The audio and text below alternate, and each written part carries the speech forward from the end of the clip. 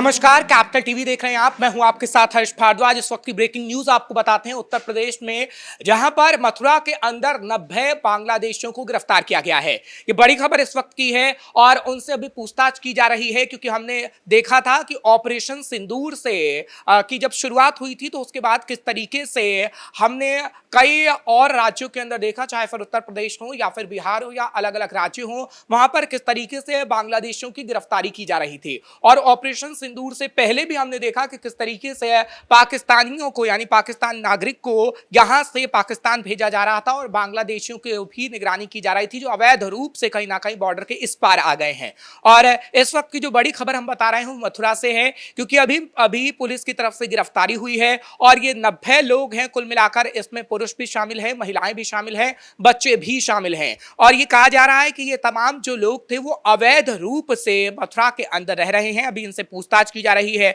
कुछ के पास दस्तावेज भी हैं और ये पता लगाया जा रहा है कि आखिर ये दस्तावेज कहां से बनवाए गए हैं या और इनका जरिया क्या है जो ये उत्तर प्रदेश के अंदर घुसे, कौन से बॉर्डर एरिया से ये उत्तर प्रदेश के अंदर आए हैं, ये भी पता लगाने की कोशिश इस वक्त उत्तर प्रदेश की सरकार कर रही है। हालांकि एक आपको बता दें कि पहले ही निर्देशित किया गया था प्रशासन की तरफ से पुलिस को, और ये कहा गया था कि निगरानी की जाए कि बांग्लादेश से कैसे घुसपैठ की कोशिश इस वक्त हो रही है भारत के अंदर। और यूपी की अगर हम बात करें तो ये कहा जा रहा है यूपी से सटे जो नेपाल बॉर्डर है उसके जरिए कुछ लोग घुसपैठ करने की कोशिश कर रहे हैं और वहां पर कड़ी निगरानी करने की बात दरअसल कही गई थी पिछले दिनों योगी सरकार की तरफ से, और वैसा ही हुआ। अभी सिर्फ मथुरा के अंदर हमने देखा है कि मथुरा में 90 अवैध तरीके से रह रहे बांग्लादेशियों की गिरफ्तारी हुई है, लेकिन यह कहा जा रहा है कि उत्तर प्रदेश के कई और जिलों में भी ऐसी कार्रवाई की जा रही है और कई और ऐसे ही लोग पकड़े जा सकते हैं। हालांकि इस पर राजनीति भी शुरू हो गई है, क्योंकि पिछले दिनों हमने देखा था कि कैसे अवैध तरीके से जो बांग्लादेशी रह रहे थे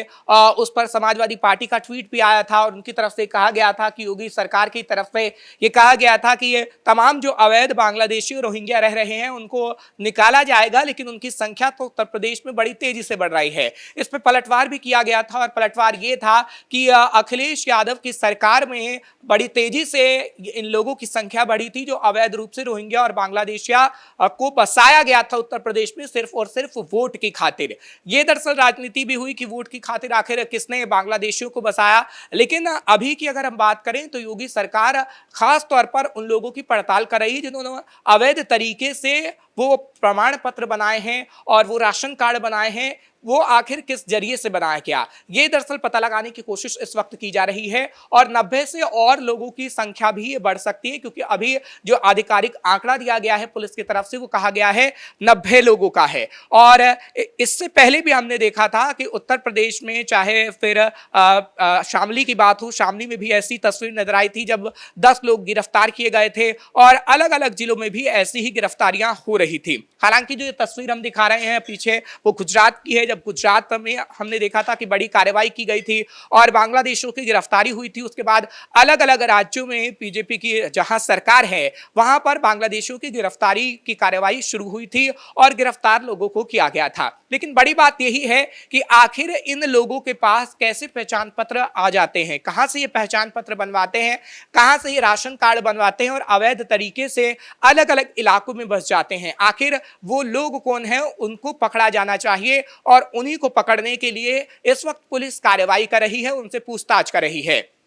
क्योंकि हमने देखा था जो नेपाल से सटे उत्तर प्रदेश के बॉर्डर है वो जरिया है एक तरीके से घुसपैठ का, और वहां पर जितनी जो अवैध तरीके से बस्तियां थी उन्हें भी तोड़ा गया है, उस पर बुलडोजर चलाया गया है योगी सरकार की तरफ से। और आगे आने वाले समय में ऐसी और कार्रवाई वहां पर देखने को मिलेगी और ये कहा जा सकता है कि योगी सरकार इस वक्त एक्शन मोड में है और काफी सख्त दिख रही है, क्योंकि तमाम जो ये बांग्लादेशी हैं वो अवैध रूप से रह रहे हैं, अवैध तरीके से प्रमाण पत्र बनाते हैं और ये कहीं ना कहीं देश के लिए खतरा भी साबित हो सकते हैं, क्योंकि जिस तरीके से ऑपरेशन सिंदूर चलाया गया और हमने देखा कि पाकिस्तान किस तरीके से बौखलाया हुआ है, क्योंकि पाकिस्तान को करारा जवाब दिया गया और पाकिस्तान का दोस्त इस वक्त बांग्लादेश है और जो बांग्लादेश के अंदर स्थितियां उत्पन्न हुई हैं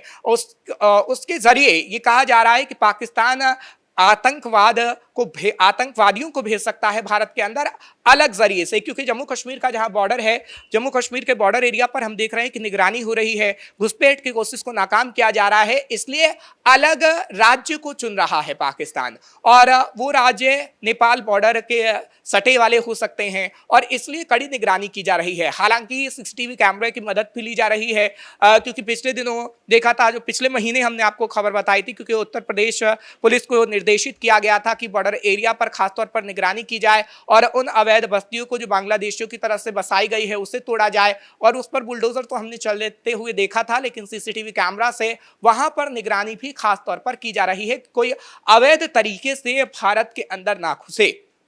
और अभी मथुरा के अंदर जब ये कार्रवाई हुई है और मथुरा में 90 अवैध तरीके से रह रहे बांग्लादेशियों की पहचान की गई है और उन्हें गिरफ्तार किया गया है, तो पुलिस थाने में है और पुलिस थाने में एक एक करके उनसे पूछताछ की जा रही है, क्योंकि महिलाएं ज्यादा संख्या में हैं उसमें और बच्चों की संख्या भी ज्यादा है, और इसी वजह से कहीं ना कहीं ये कहा जा रहा है कि अभी कुछ और लोग हैं जो मथुरा के अंदर रह रहे हैं अवैध तरीके से बांग्लादेशी, और उनकी गिरफ्तारी भी हो सकती है, क्योंकि इनके जो रिश्तेदार हैं कुछ साथ में रहने वाले, वो भी उत्तर प्रदेश के अलग अलग इलाकों में फैल गए हैं और उनकी गिरफ्तारियां भी अब संभवतः हो सकती है। और योगी सरकार की तरफ से जो कड़ा निर्देश है वो पहले ही दिया जा चुका था, लेकिन इस वक्त जो गिरफ्तारियां हो रही हैं उन्हें गहनता से पूछताछ हो रही है और पूछताछ आगे भी की जाएगी। और आपको बता दें कि अलग अलग इलाकों के अंदर, चाहे फिर मथुरा हो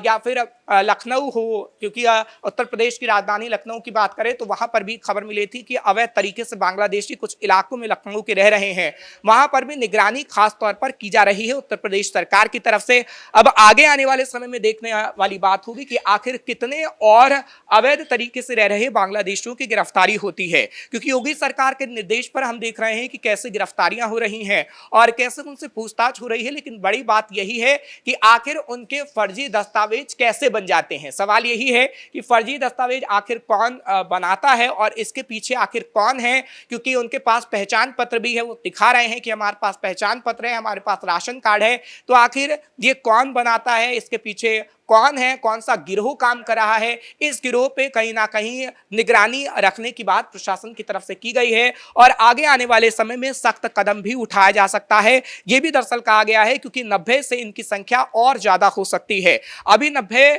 की तादाद है जो बांग्लादेशियों की, हम देख रहे हैं कि 90 की संख्या है जिनको गिरफ्तार किया गया है और अभी इनकी मौजूदगी थाने में है। थाने में इनसे पूछताछ की जा रही है और पूछताछ में ही ये सामने आ पाया है कि इनके पास जो प्रमाण पत्र हैं या फिर राशन कार्ड है या फिर पहचान पत्र ही किसी के जरिए बनाया गया था। और राष्ट्रीय राजधानी दिल्ली को लेकर भी खबर आ रही है कि दिल्ली में इन्होंने ये पहचान पत्र बनवाए, राशन कार्ड बनवाए, और आखिर वो कौन सा गिरोह है जिसके जरिए पहचान पत्र और राशन कार्ड उनके बनाए गए हैं। क्योंकि अभी पुलिस की तरफ से कहा जा रहा है कि प्रेस कॉन्फ्रेंस भी थोड़ी देर में की जाएगी और प्रेस कॉन्फ्रेंस में पूरा ब्यौरा दिया जाएगा कि आखिर वो कौन सा गिरोह है जो दिल्ली में बैठा है या फिर उत्तर प्रदेश में बैठा है, जिसके जरिए ये तमाम जो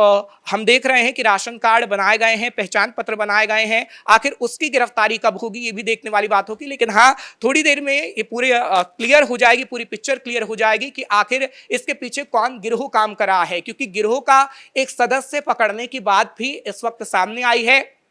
और उसके पूछताछ में आखिर क्या निकलता है। जब प्रेस कॉन्फ्रेंस की जाएगी पुलिस की तरफ से, मथुरा पुलिस की तरफ से, जब पूरी एक एक डिटेल दी जाएगी कि आखिर गिरोह का सदस्य कौन है मेन, और उसकी जब गिरफ्तारी हुई है तो उसकी ओर से आखिर क्या कुछ कहा गया है, क्योंकि 90 की तादाद काफी बड़ी है उत्तर प्रदेश में और ये तादाद और बड़ी हो सकती है। अभी सिर्फ हम आपको मथुरा की खबर बता रहे हैं, आगे आने वाले समय में और भी उत्तर प्रदेश के कई जिले हो सकते हैं, इलाके हो सकते हैं, क्योंकि पहले भी योगी सरकार की तरफ से ये छानबीन करने की बात कही गई थी कि अगर अवैध तरीके से कहीं कोई बांग्लादेशी रह रहा है तो उसकी गिरफ्तारी की जाए, उनसे पूछताछ की जाए और जो उनके घर और मकान है जो अवैध तरीके से बनाए गए हैं उनको ध्वस्त किया जाए। वो कार्रवाई हम लगातार देख रहे हैं और आगे भी ऐसी कार्रवाई होती रहेगी और ऐसी खबर आपको कैपिटल टीवी लगातार बताता रहेगा। कैमरा पर्सन कुणाल के साथ मैं हर्ष भारद्वाज, कैपिटल टीवी के लिए।